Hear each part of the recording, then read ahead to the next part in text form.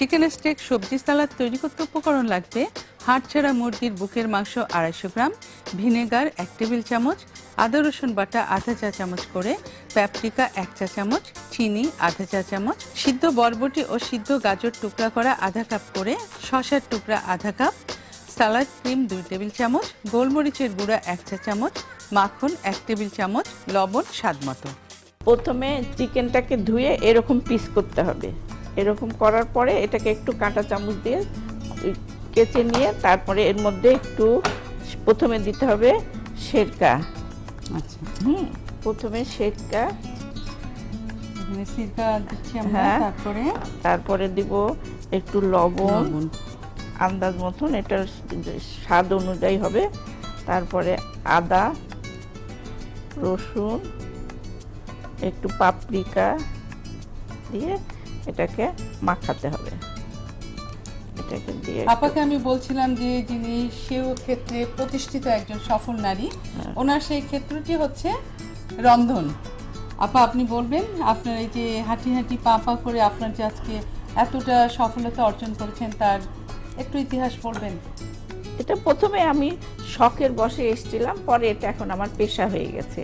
এবং নেশা পেশা দুটাই, কারণ বিভিন্ন অনুষ্ঠান হয়, বিয়ে হলুদ, তারপরে বিভিন্ন অনুষ্ঠানে আমাকে বিভিন্নভাবে সাজিয়ে ডেকোরেশন করে দিতে হয়। এটা একটা আনন্দ, হ্যাঁ, আবার সাজিয়ে দিতে হয় সুন্দর করে ডেকোরেশন করে, অনেক আনন্দ। আপনি কিভাবে এটা সফলতা অর্জন করলেন? আমার খাবারের কোয়ালিটিটা খুব ভালো রেখেছিলাম প্রথম থেকে এখন পর্যন্ত আমার কোয়ালিটি সবসময় ভালো।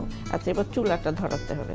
আপা, আমি যতদূর জানি আপনি ঈদে, শবে বরাতে সবটাতেই আপনি কিন্তু এই খাবার অর্ডার দেন। খাবার ঈদেও সবাই নাই। হ্যাঁ, সব পরিচিত। এই শবে বরাতের সময় এক এক রকম খাবার, ঈদের সময় এক এক রকম খাবার, রোজার মধ্যে আরেক ধরনের খাবার, সারা বছর আবার আরেক ধরনের খাবার থাকে। মানে ভালোই লাগে আপনার। এক এক সময় এক একটা হয়। মাখন দিয়ে তাওয়াটাকে গরম করলাম। এবার আমি মুরগিগুলোকে আস্তে আস্তে দিতে থাকবো।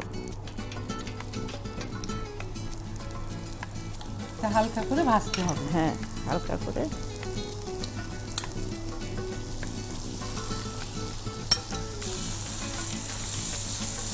এটাকে আমরা হালকা হালকা ভাজবো। হ্যাঁ, অল্প ভাজতে হবে।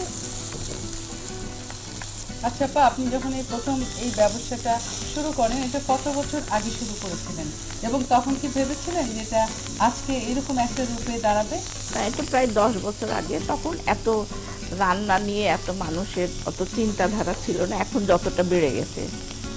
এটা এখন এই জন্য এটা আস্তে আস্তে আরো বেড়ে গেছে। আর আপনার তো ফ্রোজেন আইটেম অনেক থাকে। হ্যাঁ, ফ্রোজেন, আমার মেন ব্যবসাটা হলো ফ্রোজেন খাবারের উপরে। চিকেনটা ভাজা হয়ে গেছে, এবার এটাকে নামাবো। এখন এইটাকে আমি পিস পিস করে কাটবো। এত গরম, একটু ঠান্ডা হলে ধরা যেত। এই যে পাতলা পাতলা, হ্যাঁ, একটু পাতলা পাতলা করে এইভাবে সুন্দর করে ছোট ছোট টুকরা করে নিতে হবে, যেন সালাদের সাথে খাওয়ার সুবিধা হয়। হ্যাঁ হ্যাঁ, সালাদের সাথে মাখাতেও দেখতেও ভালো লাগবে, খেতেও সুবিধা, দেখতেও ভালো লাগবে। এই যে সালাদটা আমরা কি এমনি খাবো না কিছু দিয়েও খেতে ভালো লাগে? এটা হলো এই সালাদের সাথে, তারপরে পাউরুটি দিয়ে, পরোটা দিয়ে, সব দিয়ে খাওয়া যায়। ফ্রাইড রাইস দিয়ে, আবার এমনিও তো ভালো লাগে। হ্যাঁ, প্রথমে আমি এই শসা নিব। আচ্ছা, শসা নিতে এখানে কিউব করা শসা দেখছি। আচ্ছা, সেদ্ধ করা বরবটি, সেদ্ধ করা বরবটি, তারপরে গাজর সেদ্ধ করা। এগুলো শুধুই সেদ্ধ করা, পানিতে লবণ দেওয়া নাই? না। এখন এর মধ্যে আমি এই প্রথমে মাখাবো হলো এই যে এটা হলো সালাদ ড্রেসিং, এর সাথে এটা মাখাবো। এই সালাদ ড্রেসিং কনফেকশনারি সব দোকানেই পাওয়া যায়, শপিং মলে, কনফেকশন শপিং মলেই বেশি পাওয়া যায়। একটু গোলমরিচ, কেউ যদি একটু ঝাল বেশি খেতে চায় তাহলে একটু বেশি দিবে।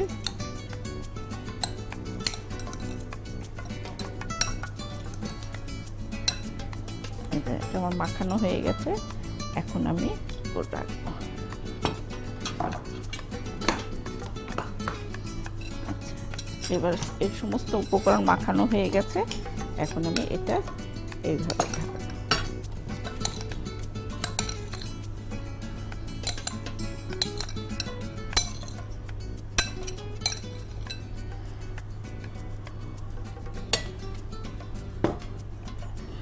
এখন আমি এগুলোকে এভাবে সুন্দর করে আস্তে আস্তে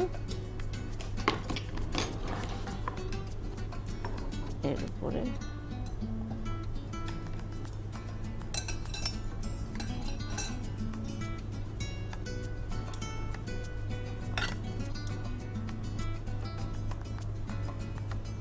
এখন এর উপরে এরকম করে একটু সালাদ ড্রেসিংটা সাজানোর পরে উপরে একটু ছিটিয়ে দিতে হবে।